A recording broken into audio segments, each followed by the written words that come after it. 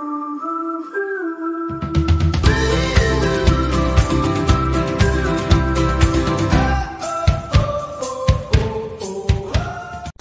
Kuliah Hukum Lingkungan. Topik ke-15 dari 24 topik.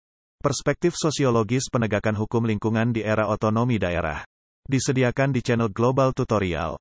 Era otonomi daerah pada hakikat merupakan tatanan baru yang seharusnya lebih bisa menciptakan kesejahteraan kepada masyarakat setempat melalui pengelolaan sumber daya alam dan sumber daya manusia. Dengan demikian, pelaksanaan otonomi daerah harusnya dapat menumbuhkan demokrasi, meningkatkan prakarsa, dan kreativitas dalam kerangka pembangunan berkelanjutan. Sebagaimana diketahui di dalam penyelenggaran pemerintahan, di Indonesia telah diterapkan otonomi daerah sejak tahun 1999. Keberlangsungannya didasarkan pada Undang-Undang Nomor 22 Tahun 1999, yang diubah dengan Undang-Undang Nomor 32 Tahun 2004 tentang pemerintahan daerah. Undang-undang ini menentukan adanya desentralisasi dalam penyelenggaraan pemerintahan. Desentralisasi merupakan penyerahan wewenang pemerintahan oleh pemerintah kepada daerah otonom untuk mengatur dan mengurus urusan pemerintahan dalam sistem NKRI. Esensinya, pengambilan keputusan dilakukan di daerah dan dipertanggungjawabkan kepada masyarakat di wilayahnya. Pemberian otonomi daerah dalam penyelenggaraan berbagai urusan pemerintahan bertujuan untuk 1. Meningkatkan efisiensi penyelenggaraan pemerintahan. 2. Menumbuhkan demokrasi. 3. Menumbuhkan pemerataan dan keadilan. Berdasarkan konsep bahwa otonomi daerah memberi ruang yang cukup bagi pengambilan keputusan di daerah, maka diharapkan kemudian lingkungan hidup menjadi lebih baik. Skenario tersebut sangat logis karena a. Otonomi daerah mendekatkan pengambilan keputusan dan kebijakan sesuai dengan kondisi lingkungan hidup di daerah. b. Otonomi daerah memungkinkan pengawasan yang lebih cepat, lebih murah. c. Otonomi daerah memungkinkan terakomodasinya kepentingan masyarakat lokal. D. Nasib daerah ditentukan oleh daerah itu sendiri. Menurut Undang-Undang Nomor 32 Tahun 2004 tentang Pemerintahan Daerah, sebagian kewenangan urusan pemerintahan diserahkan kepada pemerintah daerah. Dasar hukumnya adalah Pasal 10 Angka 1, Undang-Undang 32 Tahun 2004. Di dalam pasal tersebut dinyatakan bahwa pemerintahan daerah menyelenggarakan urusan pemerintahan yang menjadi kewenangannya, sedangkan yang tetap diurus pemerintah pusat meliputi politik luar negeri, pertahanan, keamanan, justisia, kehakiman, moneter, fiskal, dan agama. Di luar itu semua menjadi kewenangan pemerintah daerah. Urusan pemerintahan di bidang lingkungan hidup, dengan demikian diserahkan kepada daerah. Dalam soal lingkungan hidup, pemerintah pusat lebih condong pada penyusunan kebijakan makro dan penetapan standar-standar umum. Akan tetapi, ketentuan pasal 10 angka 1 tersebut di atas, dimentahkan sendiri oleh pasal 11 angka 1 Undang-Undang 32 Tahun 2004 yang menyatakan bahwa di luar 6 urusan pemerintahan yang merupakan wewenang pemerintah pusat, urusan di luar 6 itu akan diurus bersama antara pemerintah pusat dengan pemerintah daerah. Berdasarkan adanya urusan bersama ini, maka diadakan pembagian kewenangan urusan pemerintah dan pemerintah daerah. Hal itu dituangkan dalam Peraturan Pemerintah Nomor 38 Tahun 2007 tentang pembagian urusan pemerintahan. Berdasarkan Peraturan Pemerintah Nomor 38 Tahun 2007, ini ada 31 urusan pemerintahan yang menjadi urusan bersama, yang terdiri dari urusan wajib dilaksanakan semua daerah, dan urusan pilihan, tergantung pada kondisi daerah masing-masing. Bisa melaksanakan atau tidak. Jadi, kewenangan di bidang pengelolaan lingkungan hidup, tidak sepenuhnya kewenangan pemerintah daerah. Dia masuk urusan wajib menurut Peraturan Pemerintah Nomor 38 Tahun 2007. Dalam rangka pelaksanaan kewenangan di bidang perlindungan dan pengelolaan lingkungan hidup, tentu Undang-Undang Nomor 32 Tahun 2009 harus dijadikan dasar pembentukan peraturan daerah berkaitan dengan perlindungan dan pengelolaan lingkungan hidup. Peraturan daerah di bidang perlindungan dan pengelolaan lingkungan hidup merupakan penjabaran dari peraturan perundang-undangan yang lebih tinggi, dalam hal ini Undang-Undang Nomor 32 Tahun 2009, yang tetap memperhatikan kondisi daerah masing-masing. Sekalipun harus memperhatikan kondisi daerah bahkan kekhasan, tetapi yang harus ditaati adalah bahwa peraturan daerah harus tetap berada dalam kesatuan sistem hukum nasional. Membahas penegakan hukum lingkungan identik dengan membahas hukum di dalam pelaksanaannya. Apabila berbicara hukum lingkungan di tingkat pelaksanaan, maka dalam hal ini tidak dipermasalahkan apakah seperangkat aturan hukum lingkungan itu memenuhi rasa keadilan atau tidak. Membahas hukum lingkungan di dalam pelaksanaan adalah membahas hukum lingkungan akan mempengaruhi dan dipengaruhi oleh faktor-faktor lain, yang ada di dalam kehidupan masyarakat seperti faktor ekonomi, faktor politik, faktor budaya, faktor sosial, dan sebagainya. Di era otonomi daerah, lingkungan dan sumber daya alam masih sering dilihat sebagai sesuatu yang terpisah dari diri manusia, sehingga bisa dieksploitasi untuk kepentingan peningkatan pendapatan asli daerah, PAD. Sumber daya alam tak lebih dari derivatif kebijakan ekonomi, sumber daya alam hanyalah bagian dari komoditas ekonomi untuk mendapatkan keuntungan. Belum banyak yang melihat bahwa sumber daya alam dan lingkungan memiliki kapasitas untuk mendukung segala kegiatan yang berlangsung di atasnya. Fenomena kerusakan lingkungan di era otonomi daerah bukanlah hal yang baru. Hal tersebut merupakan cermin bahwa pengelolaan lingkungan belum sepenuhnya menjadi komitmen pemerintah daerah. Cara berpikir yang reduksionis dan eksploitatif telah berkembang mewarnai penyelenggaraan pemerintahan di era otonomi daerah. Esensi penegakan hukum lingkungan adalah upaya preventif maupun represif dalam menanggulangi pencemaran dan perusakan lingkungan.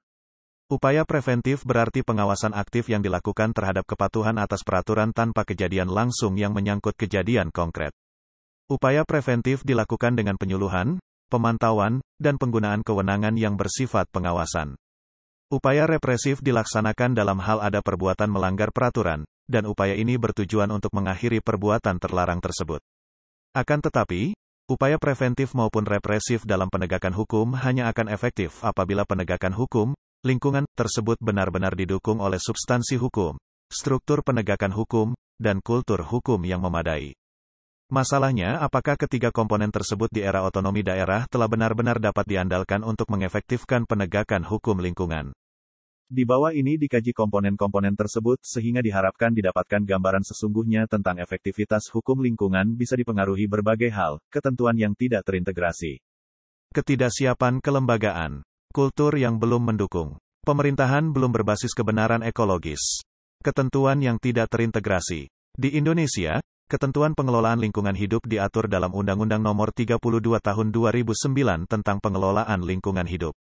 Menurut Pasal 125 Undang-Undang Nomor 32 Tahun 2009 dengan berlakunya undang-undang ini maka UU Nomor 23 Tahun 1997 dinyatakan tidak berlaku. Di dalam Pasal 124 Undang-Undang 32 Tahun 2009 dinyatakan bahwa, pada saat undang-undang ini berlaku, semua peraturan perundang-undangan yang merupakan peraturan pelaksanaan dari Undang-Undang Nomor 23 Tahun 1997 tentang Pengelolaan Lingkungan Hidup, Lembaran Negara Republik Indonesia Tahun 1997 Nomor 68, dinyatakan masih berlaku sepanjang tidak bertentangan atau belum diganti dengan peraturan yang baru berdasarkan undang-undang ini. Dengan demikian, sistem hukum lingkungan berdasarkan Undang-Undang Nomor 32 Tahun 2009 dapat diterangkan sebagai berikut. Pertama, Undang-Undang Nomor 32 Tahun 2009 tetap mengakui berlakunya ketentuan hukum yang dimuat dalam setiap perundang-undangan pada masing-masing sektor, misalnya sektor pertambangan, sektor kehutanan, perindustrian, kesehatan, pengairan dan sebagainya termasuk peraturan pelaksanaannya di daerah, selama ketentuan hukum tersebut belum dicabut atau diganti dengan ketentuan hukum baru berdasarkan Undang-Undang Nomor 32 Tahun 2009. Kedua, ketentuan hukum sektoral yang mengatur aspek lingkungan hidup harus ditafsirkan dan disesuaikan dengan asas dan kaidah hukum menurut Undang-Undang Nomor 32 Tahun 2009. Dengan demikian, ketentuan hukum sektoral tidak boleh dibaca semata-mata menurut rumusan yang lama, yang dibuat dalam keadaan yang berbeda jauh dengan keadaan sekarang. Persoalannya justru pada peraturan-peraturan lebih bawah yang sifatnya sektoral yang bisa dikeluarkan dari berbagai departemen. Apakah peraturan-peraturan yang bersifat sektoral yang dikeluarkan kementerian maupun pemerintah daerah telah sinkron secara vertikal maupun horizontal? Dengan adanya desentralisasi, berbagai pelaksanaan piranti pengawasan lingkungan juga dilakukan di daerah, antara lain pelaksanaan evaluasi studi AMDAL, Environmental Assessment. Akan tetapi, sulit menjamin bahwa pelaksanaan AMDAL, Environmental Assessment, yang telah disetujui telah memberi andil dalam pemeliharaan lingkungan. Banyak hasil-hasil penelitian yang menunjukkan, kondisi lingkungan di berbagai daerah berkualitas buruk hingga sangat buruk.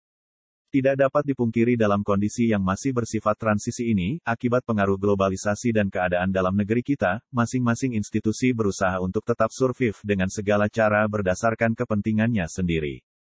Oleh karena itu sering kemudian keluar kebijakan-kebijakan sektoral, dari tiap kementerian atau dinas, yang saling bertabrakan satu sama lain, padahal objek yang diatur sama. Ketidaksiapan kelembagaan. Penegakan hukum lingkungan memberi hasil apabila hukum tersebut ditegakkan oleh kelembagaan yang memang benar-benar siap dari segi kemampuan dan sarana, fasilitas untuk menegakkan hukum lingkungan secara adil berdasarkan prinsip equality before the law, semua sama di depan hukum. Pertanyaannya, apakah secara kelembagaan aparat penegak hukum lingkungan di negeri kita, baik di tingkat pusat maupun di daerah, benar-benar telah mempersiapkan sumber daya manusia dan fasilitasnya secara mantap? Sebagai contoh kita mengetahui bahwa Indonesia merupakan negara yang luasan hutannya semakin berkurang dari tahun ke tahun. Laju deforestasi mengalami perlipatan dari tahun ke tahun. Apabila dianalisis dari aspek kelembagaan, maka tidak efektifnya upaya konservasi karena pemanfaatan hutan untuk tujuan komersil di satu sisi dan perlindungan hutan di sisi lain, berada dalam kewenangan lembaga yang sama yaitu Kementerian Kehutanan. Dalam posisi seperti itu tentu ada persoalan dilematis. Di satu sisi, sebuah kementerian dituntut negara untuk dapat memberikan kontribusi secara ekonomis, tetapi di sisi lain, kementerian yang bersangkutan juga dituntut untuk melakukan perlindungan hutan sebagai upaya penyelamatan lingkungan. Persoalannya menjadi sulit ketika kesulitan ekonomi negara menjadi persoalan dominan dan menjadi prioritas untuk segera diatasi. Dalam hal ini tentu sulit diambil pilihan, kepentingan konservasi harus disingkirkan, sekalipun untuk kepentingan sementara, atau dipertahankan.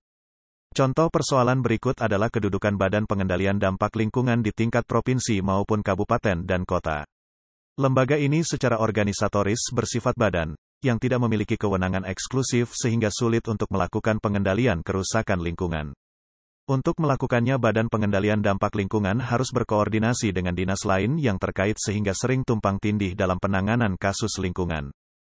Persoalannya menjadi semakin sulit ketika masing-masing sektor masih mengutamakan kepentingannya sendiri. Lagi pula, pengendalian kerusakan lingkungan belum bisa diarus utamakan di beberapa daerah. Persoalan kerusakan lingkungan belum menjadi prioritas di beberapa daerah. Kelembagaan yang menangani masalah pengendalian dampak lingkungan ataupun masalah lingkungan hidup, sering masih digabungkan dengan aspek lain, misalnya di beberapa kabupaten di Jawa, lembaga yang menangani lingkungan digabung menjadi Dinas Lingkungan Hidup, Pertambangan dan Energi, atau Lingkungan Hidup dan Pertamanan. Secara organisatoris bersifat badan, yang tidak memiliki kewenangan eksklusif sehingga sulit untuk melakukan pengendalian kerusakan lingkungan. Untuk melakukannya Badan Pengendalian Dampak Lingkungan harus berkoordinasi dengan dinas lain yang terkait sehingga sering tumpang tindih dalam penanganan kasus lingkungan. Persoalannya menjadi semakin sulit ketika masing-masing sektor masih mengutamakan kepentingannya sendiri.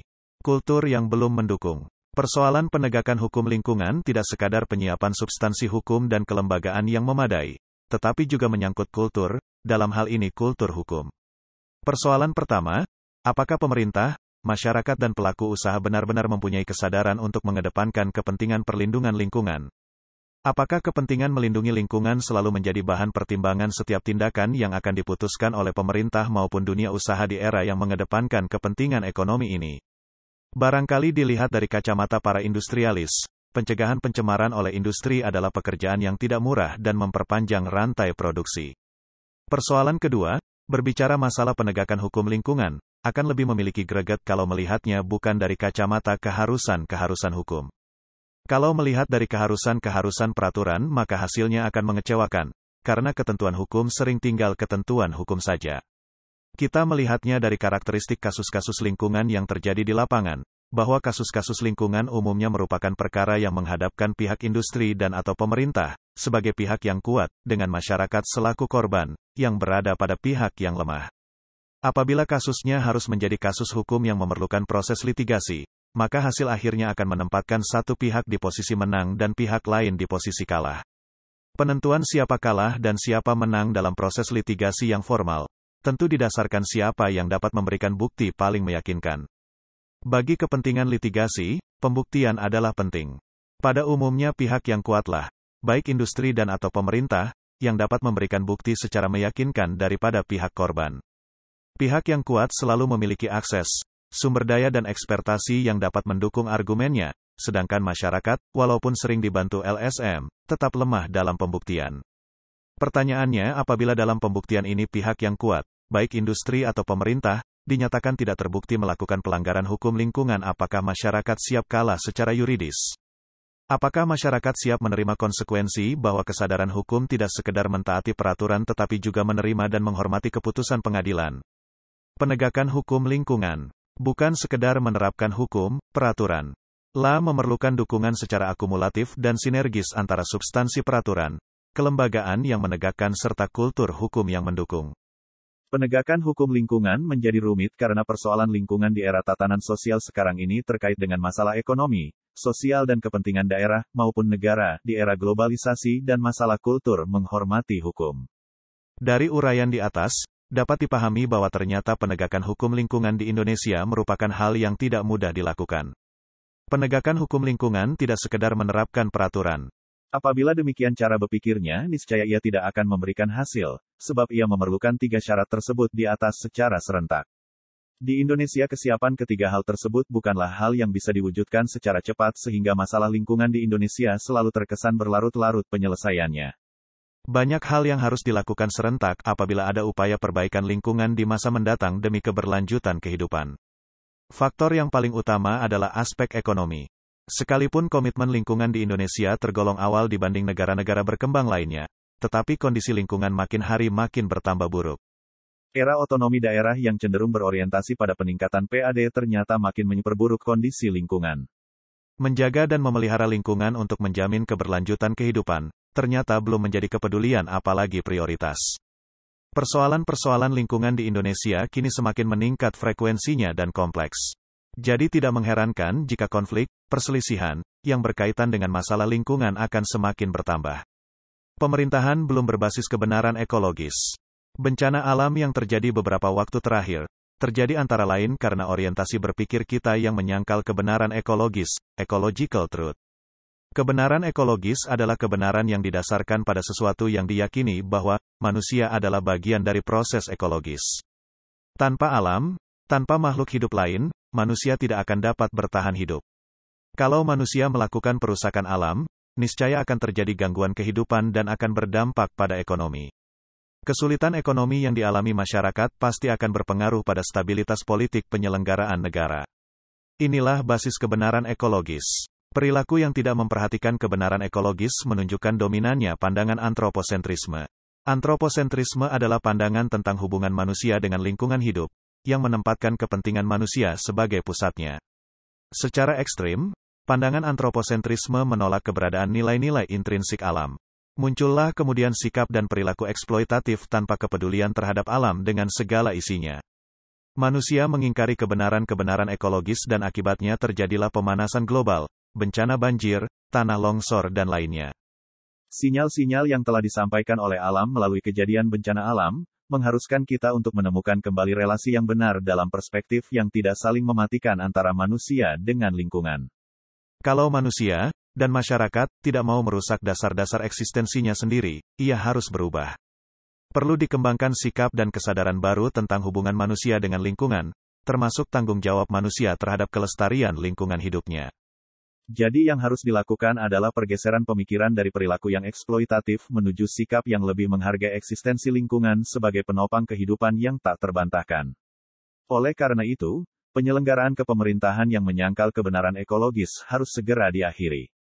Tentu di sini dibutuhkan tindakan konkret. Maka pembenahan kelembagaan, aturan hukum dan peningkatan wawasan tentang ancaman kerusakan lingkungan menjadi keharusan. Ciri kepemerintahan seperti itulah yang harus dipenuhi untuk menuju penyelenggaraan demokrasi berbasis kebenaran ekologis. Kebenaran ekologis, sebagai realita yang tak terbantahkan harus menjadi dasar pertimbangan penyelenggaraan kepemerintahan di masa kini. Mengingat makin kritisnya kondisi lingkungan yang bisa mengancam kehidupan, maka sudah saatnya dilakukan pengintegrasian dimensi lingkungan hidup dalam penyelenggaraan demokrasi di negara kita. Demikianlah materi topik ke-15 tutorial kuliah hukum lingkungan. Channel Global Tutorial dipastikan sangat bermanfaat bagi siapa saja yang ingin menambah wawasan, termasuk mahasiswa perguruan tinggi negeri dan swasta manapun di Indonesia. Video tutorial juga dituturkan dan disubtitelkan agar dapat ditonton, dibaca sambil didengarkan. Jangan khawatir jika belum langsung paham. Untuk pemahaman yang lebih baik, putar dan dengarkan video ini berulang-ulang. Subscribe dan like, agar Anda mendapatkan update tutorial lainnya. Bagikan juga link video ini, agar teman lain juga mendapatkan manfaat channel ini. Sekian dan terima kasih. Sampai jumpa.